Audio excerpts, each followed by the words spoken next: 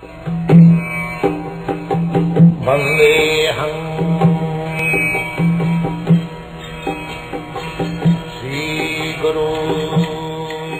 following is a class on the Srimad Bhagavatam, first canto, 16th chapter, text number 21, given by His Divine Grace, A.C. Bhaktivedanta Swami Prabhupada, recorded on the 17th of January, 1974, in Hawaii.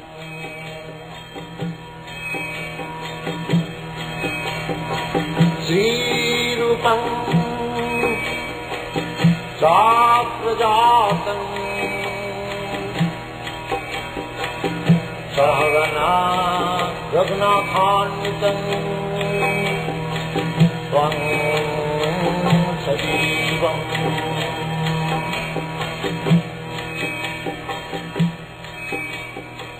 Shadaitam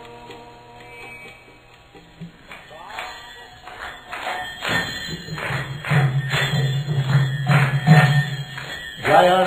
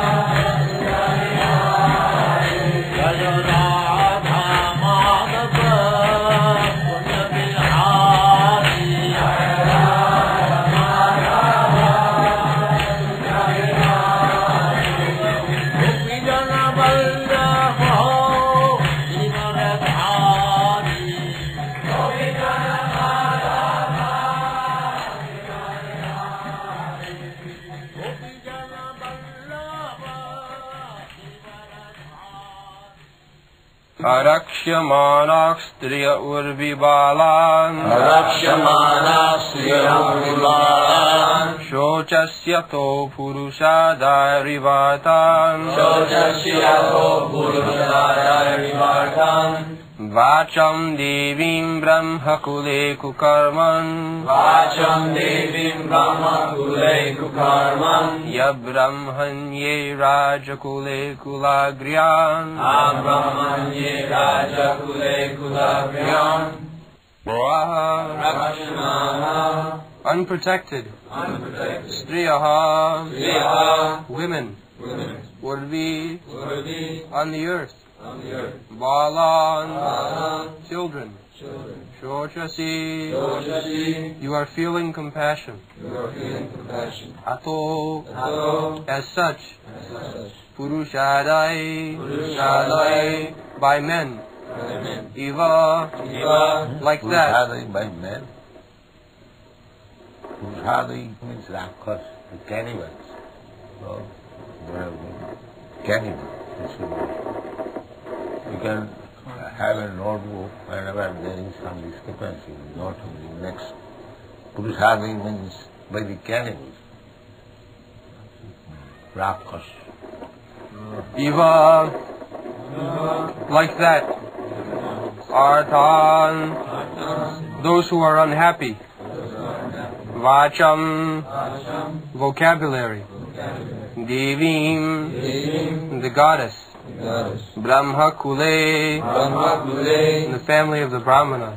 Family of the Brahmana. Kukarmani. Kukarmani. Acts against the principles of religion. Acts against the principles of religion. Abrahmanye. Abrahmanye. Persons against the Brahminical culture. Persons against the Brahminical culture. Rajakule. Rajkule. In the administrative family. The administrative family. Kulagriyan. Kulagriyan. Most of all the families. Most of all the family. Translation. Are you feeling compunction for the unhappy women and children who are left forlorn by unscrupulous persons? Or are you unhappy because the goddess of learning is being handled by Brahmanas addicted to acts against the principles of religion? Or are you sorry to see that the Brahmanas have taken shelter of administrative families that do not respect Brahminical culture? In the last verse, another question was, Brishalai Bhokshamanam. All these questions are being asked by Dharmaraj to the unprotected cow. Cow is the representative of earth. There is one question, Atmanangva Brishalai Bhokshamanam. The cow is being questioned whether you are afraid of the meat eaters who want to eat you. Brishalai. What is the meaning of Brishalai?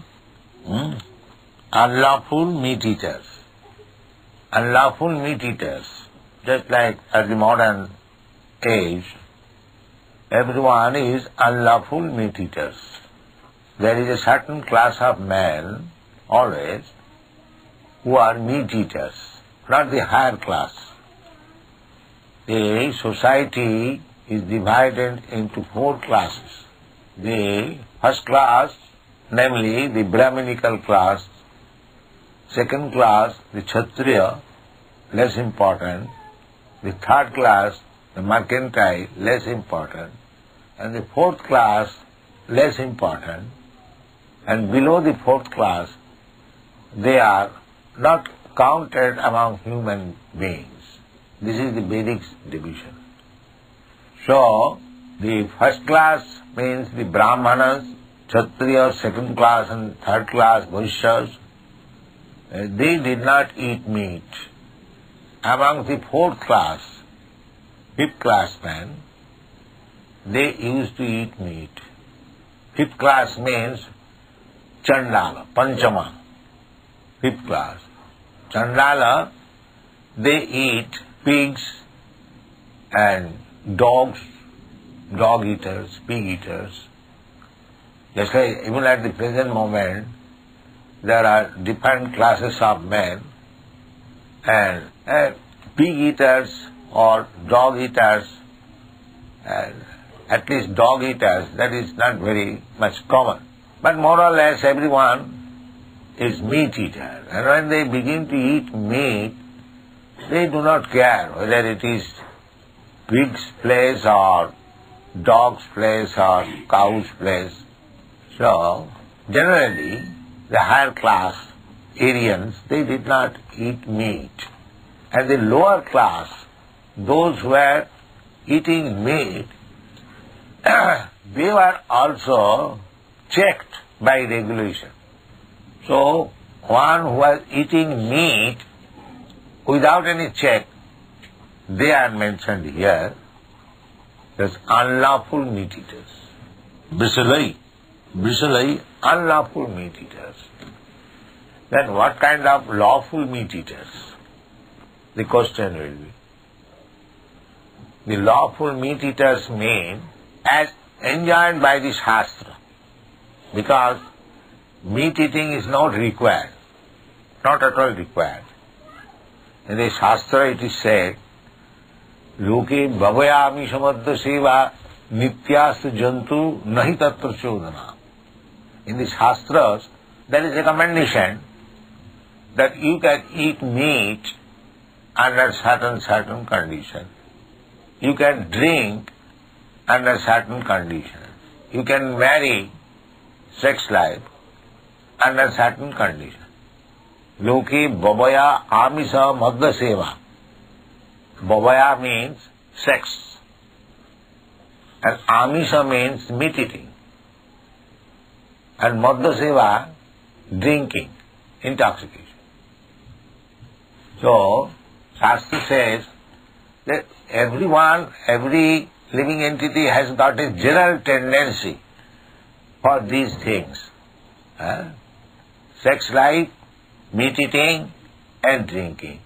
Then where is the need of Shastric injunction? That Shastric injunction is there not to encourage them but to restrict them. The human life, pravittireshan bhutana nidvittesu mahapam. You have got a tendency for sex life. Take for example, this is your tendency.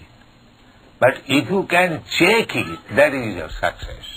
Not that because you have got tendency, you have to increase it.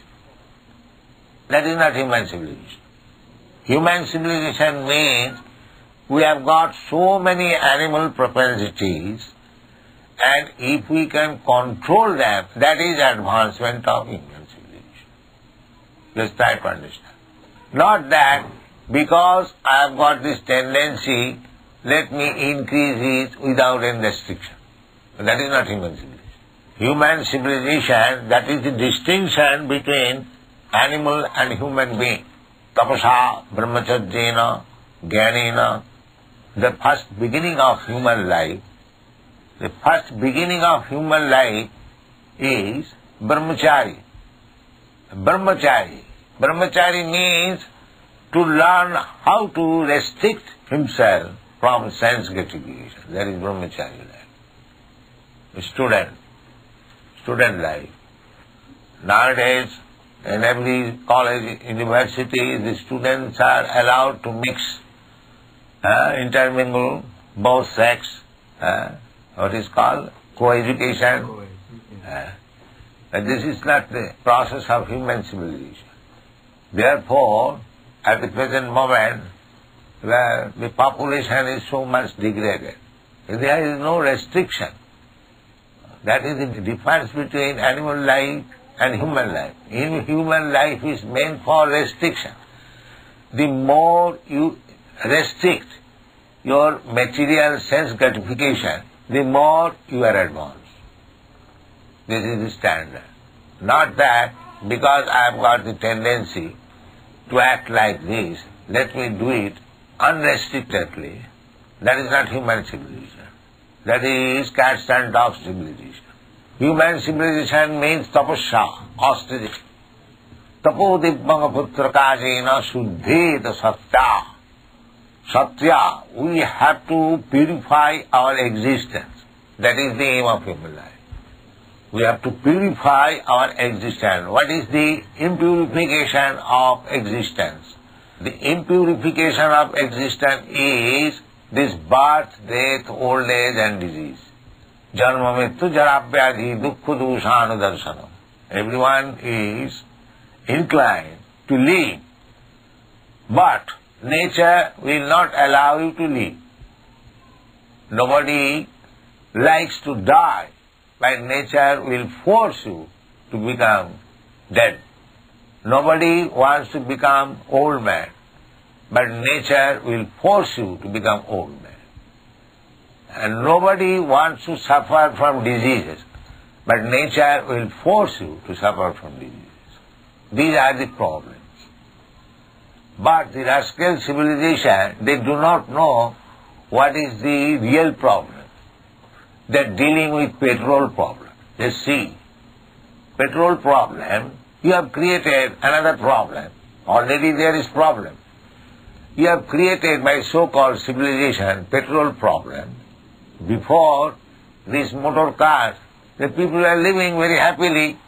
They were transporting, but there was no such civilization that for your earning livelihood, you have to go 100 miles away from your home to work there.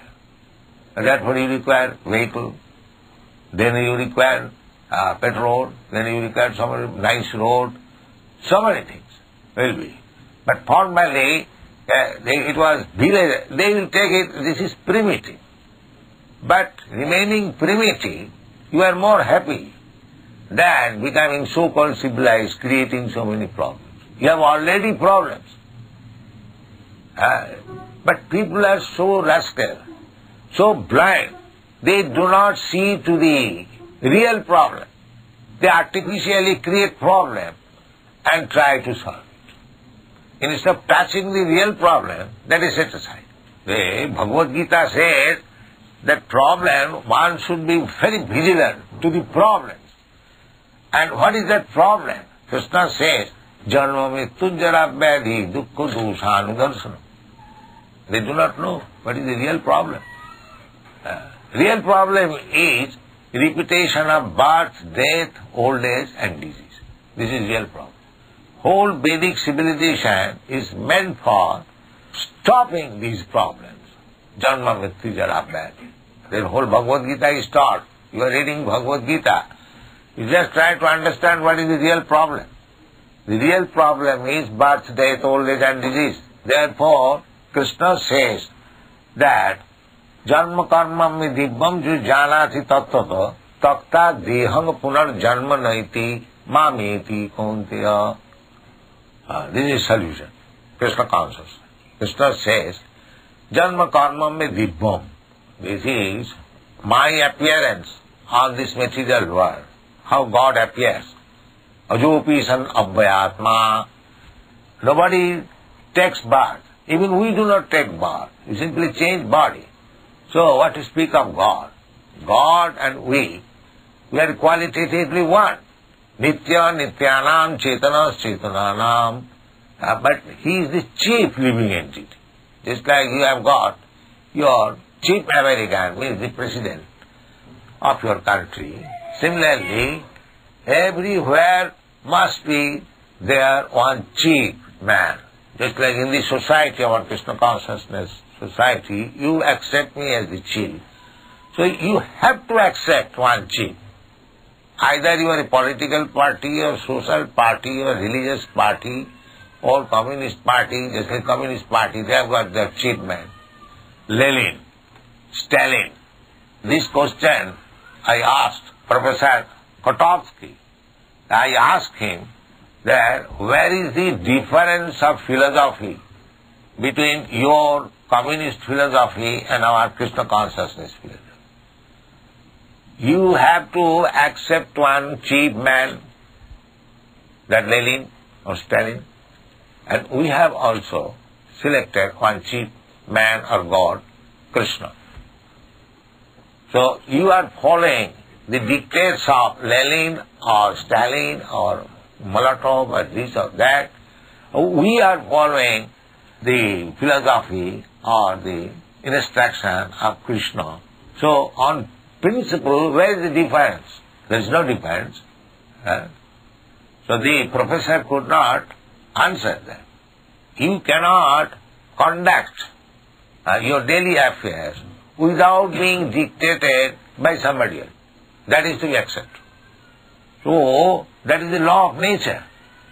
So, Nitya Nityanam Chetanas Chetananam, why don't you accept the supreme authority, the subordinate authority? We have to accept somebody as our leader.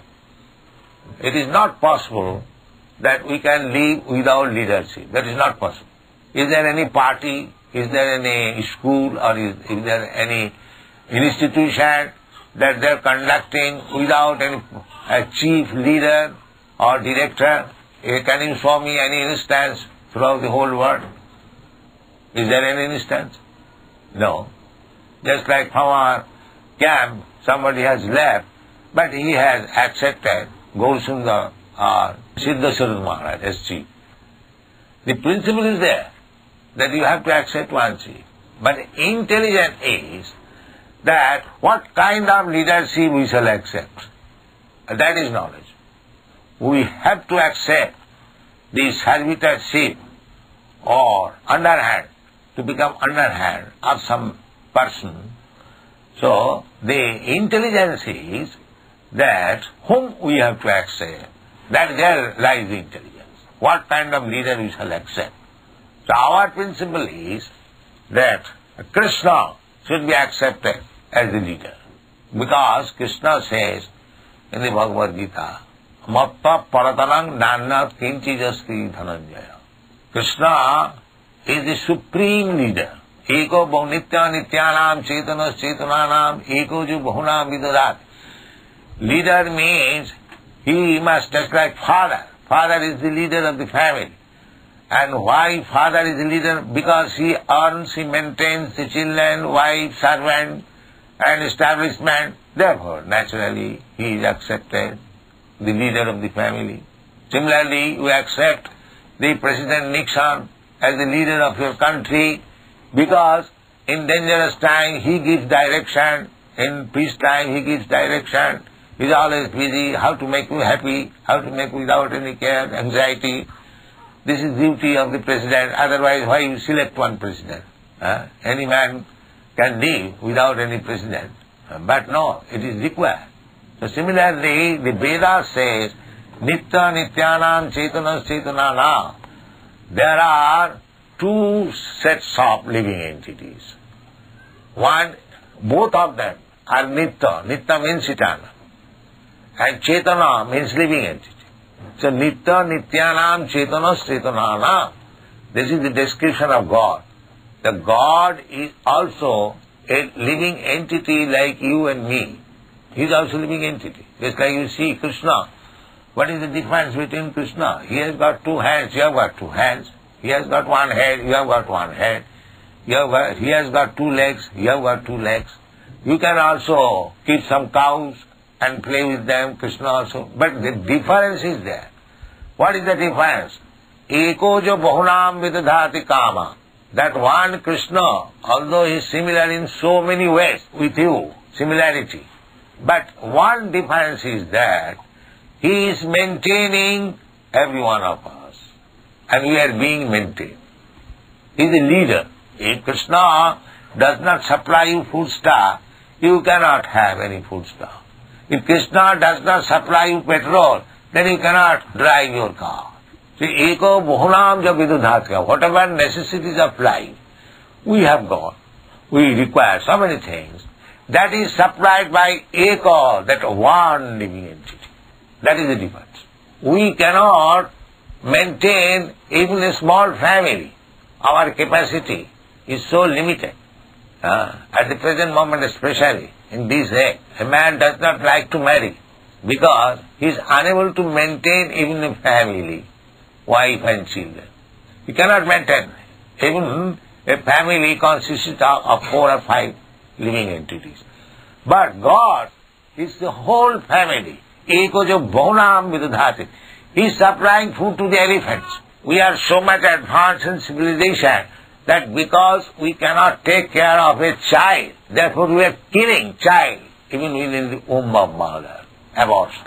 We are so unfit. But God, you see, He is feeding millions of elephants in the Africa. Not only elephants. There are so many. Out of 8,400,000 species of life, there are 8 million species of life, non-human, the majority. Birds, beasts, reptiles, trees, and so many other living entities. But they have no business, they have no occupation, profession to maintain themselves. So who is maintaining them?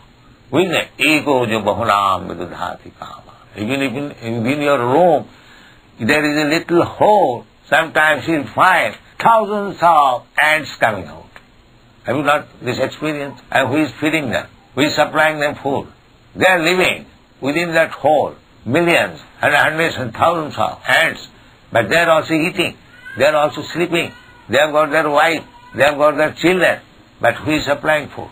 So, in this way, if you analyze that everything is being maintained by the Supreme Personality of Godhead, that is real understanding of Krishna consciousness. Our Krishna is great, our God is great. So, that is a real civilization of life, to understand, to appreciate the greatness of God. That is real civilization. So, there is a process how to appreciate, how to become qualified to appreciate. That system is called Varnashram Dharma, to divide the whole human society into 4 classes of men, the Brahmana, Kshatriya, Vaishya and Shudra, and those who are not regulated, they are Panchamas below the Shudras. So, our subject matter was unlawful meat eaters. So, even the Shudras who are meat eaters, they are lawful meat eaters. What is the lawful meat eating? Lawful meat eating is, in any religion, formally, even the Mohammedans or Hindus or the Jews, they used to kill one animal as sacrifice. They used to kill, not in the slaughterhouse. Even up to date, those who are strictly religious followers. Suppose the Mohammedans, there in the Quran, the injunction is that you should sacrifice one animal in the mosque. The Jews also, they sacrifice animal in the synagogue. I have read one book, Lord Jesus Christ, when he was a young boy, he was very much shocked when he saw that animal killing is going on in the synagogue. Therefore, he differentiated from the Jews and he started his own religion, Christian religion. Isn't that a fact? Am I right? Why he was also Jew? Why he deviated? Why he deviated from the Jews? Because when he saw in his young age that animals are being killed in the synagogue, he differed. No, this is horrible. This is the wrong. Therefore, his first commandment is, thou shalt not kill. Am I wrong or right? That was his first impression, that people should stop killing. Who is Christian? Everyone is violating this first commandment. What to speak of other commandments? Everyone. So it is very difficult to find a real Christian. But if you violate the commandments of Christ, then what kind of Christian you are? This is our question. We'll answer this. So this is the problem. That animal killing is not within the category of human civilization. When a man becomes civilized, he knows how to produce food. He can till the ground. He can produce food grains. He can produce fruits and flowers and so many things. Even in the animal kingdom, there are different kinds of animals. They do not touch meat eating even. They do not touch. Every animal has to live by destroying or killing another animal. That is nature's law. Jiva jivasya jivanam. Either you eat vegetable or you eat meat, it doesn't matter. Vegetable has also got life, but there is allotment. Just like the cows or other animals, they do not eat meat. They live on grass. Grass has got a life, but because they eat grass life, therefore they will eat meat. No, the allotment. Similarly, human being should be also, there is allotment. For human being, God has given us the food grains, the fruits, and patram puspam phalam toyam jumi bhakta prajachati. in the Bhagavad Gita I find. Krishna is saying that anyone who is supplying me this patram puspam. Patram means leaf, vegetable, and puspam means flowers. Patram puspam phalam, fruits, toil, and milk. So why? He is speaking in the human society. He is not speaking in the animal society. Therefore, it is already described what kind of foodstuff we shall take. The patram puspam phalam. This is our Krishna consciousness movement. We offer to Krishna the patram puspam, flowers, vegetables, grains, milk product, and we take prasad. This is our movement. So, here it is said that purushadai ivartya. So, not only eating meat, but there are cannibals also. I've heard that in Africa still there are cannibals. Not only Africa, in other parts of the world, they also sacrifice a human being. I think in America also, formerly the Red Indians used to kill a human being. Mexico. So anyway, they are called cannibals, and in Sanskrit it is called purushadai. Purushadai. Purushadai means the cannibals and man-eaters. Still there are. So here it is said, arakshamana sriya urvi bala sutastayo purushadai vivartan. So, purushadai means unscrupulous men also can be drawn, but purushadai means the man-eaters. So suppose in this Hawaii city, Honolulu city, you understand that some cannibals have come there taking away human being for eating. Then what is your concern immediately? Immediately concern will be, if you are actually responsible, then the immediate concern will be Sriya Urbi Bala, to give protection to the weaker section of the population, namely the women and the children. So, in other words, it is our first duty to give protection to the women, the weaker section, the women and children. So, Dharmaraj is asking Mother Earth whether you are concerned because you are not at the present moment very much strong or very much able to give protection to the women and the children. This is Vedic civilization. To give protection to the women, to the children, to the Brahmana, to the cow, and to the old man. First duty.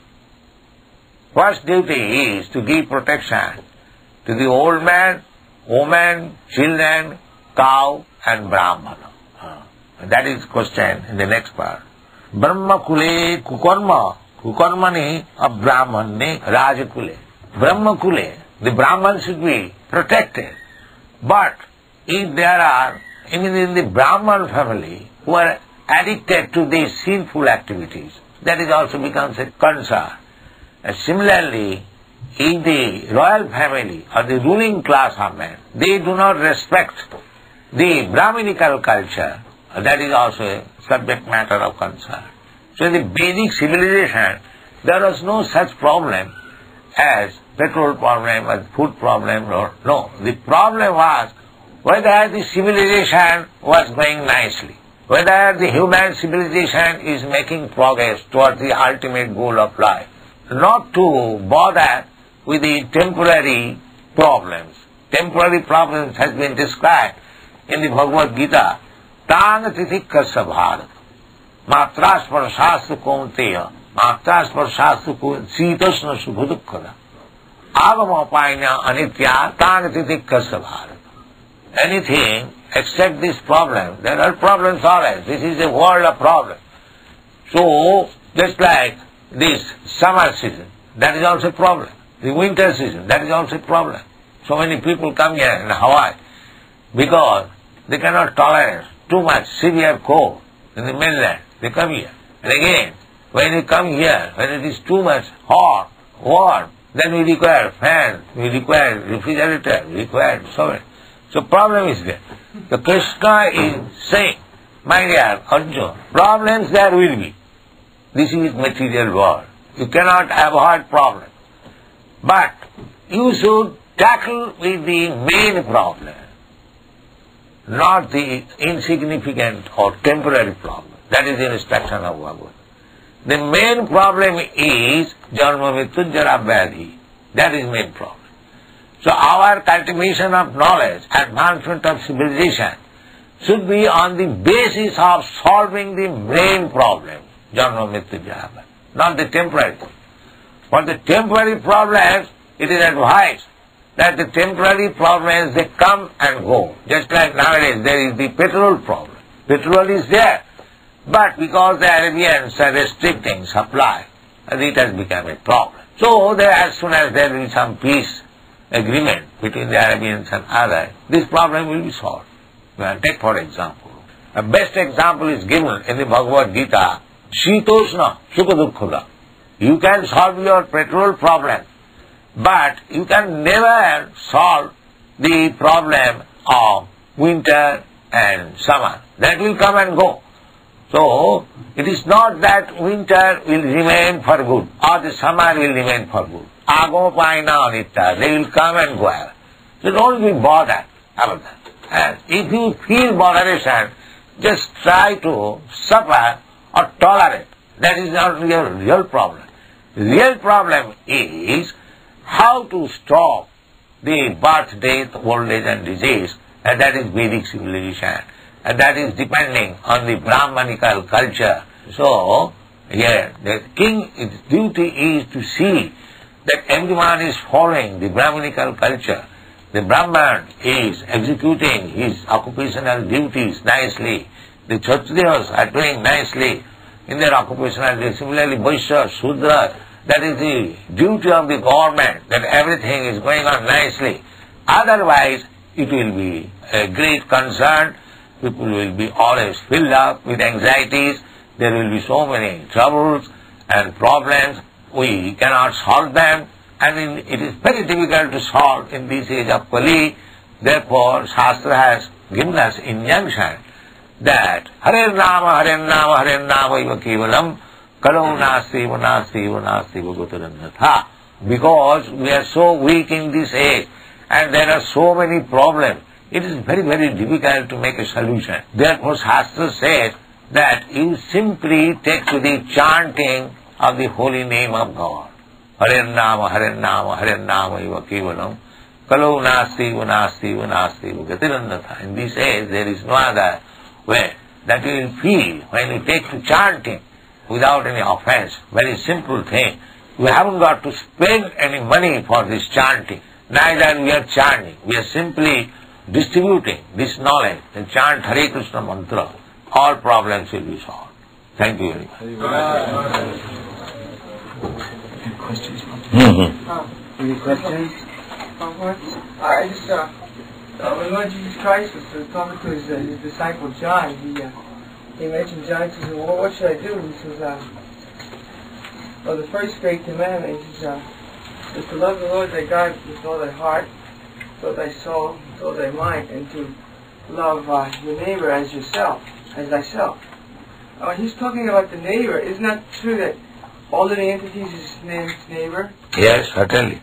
Neighbor means we live with animals, we live with trees, we live with a human being, so many. All of them are neighbors. Just like in the modern sense, national. What is the definition of nationality? A living entity who is born in that country is called national, is it not? So, why you are killing cows? Are they not national? So, the human law is imperfect, always. There is partiality, always. But in God's law, there is no such thing, partiality. Therefore, Christ says that you shall love your neighbor. All living entities. Yeah. Yes, all living entities. We are taking, according to Vedic civilization, Devarsi Bhutaptu Ninang Pitrina. We are indebted, we are obliged to the Devas, the demigods, just like we are indebted to the sun. Sun, you require so much heat and light, and the sun is supplying you profuse heat and light. Are you not indebted? Do you think or not that we are indebted to the sun? Yes. Are you agree or not? Well, I get to think. Yes, you must. If you cannot pay your electric bill, 1 month your electricity is immediately cut off. And you are getting so much light from the sun and you do not pay the bill. Then you are becoming indebted. You have to pay it. If you don't pay it, then you will be punished. So we do not know that. Devarshi bhuta, apya. We are taking so much milk from the cows and we are killing instead of giving them protection. So in this way we are simply committing sinful life. How you can expect to become happy? So the only means is to take to Krishna consciousness. Krishna says, Sarva dharman parityajya mam ekam saranam bhajo. Aham tva sarva. Because you are habituated to commit sinful life only. So if you want to be saved, then you take to Krishna consciousness. Otherwise, you have to be punished in this life or next life. And you do not know what is your next life because you are all ignorant. But there is next life. Tathate ahantara prapti dhira satyanamyati. But if you are most sinful, then you are going to become abominable living creatures. Adho gachanti tamasa. You go down. And if you become pious, then you are promoted.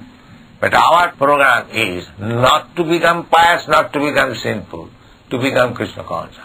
That will save us. Jesus had a relationship with Krishna or God as his father. Yes, Jesus says, I am son of God, and Krishna is God, that's all. Is there a spiritual planet where Krishna plays a part of one's father? Huh? Is there a spiritual planet where Krishna... Krishna is already father for everyone, either in spiritual or material. Father is father. Does it mean if your father goes somewhere and the relationship changes, you become father and he becomes son? He is always father, either in this apartment or that apartment. So, spiritual, material world may different atmosphere only. So, father is always father, and son is always son. I have a question about the living entity, the spirit soul. Is the living entity in the area of the heart, in the heart, or in the lotus of the heart? What is that? I could not follow. Say it again. It's a living entity. The spirit soul is in the heart, in the area of the heart, or in the lotus of the heart. How is the living entities of the spirit soul situated? So why you are anxious to know so particular? He is in the heart, that's all right. Are you a medical man? No, Then why you are anxious about this detail? What do you gain by that? In this Shastra it is said, Ishara sarvabhutanam viddesha arjuna tishtati. In the heart the Supreme Person is also there, and the living entity is also there. So much knowledge is sufficient. Still you cannot find out. We are not so much anxious to know whether in western side of the heart or the eastern side of the heart. We do not waste time in that. He is in the heart, that's all. Any more questions? What will happen to the souls who have not become Krishna consciousness at the end of Kali Yuga? What does Krishna do? He'll suffer. He'll suffer. Anyone who does not, Krishna consciousness is not conscious. The human life is meant for realizing God. So, every religious system is meant for giving education about God. That is the system. Either you take Christian religion or Hindu religion or Muslim religion, the idea is to understand God. So therefore, any religion you take, it doesn't matter. If you understand what is God, and if you know what is your relationship with God, then you are perfect.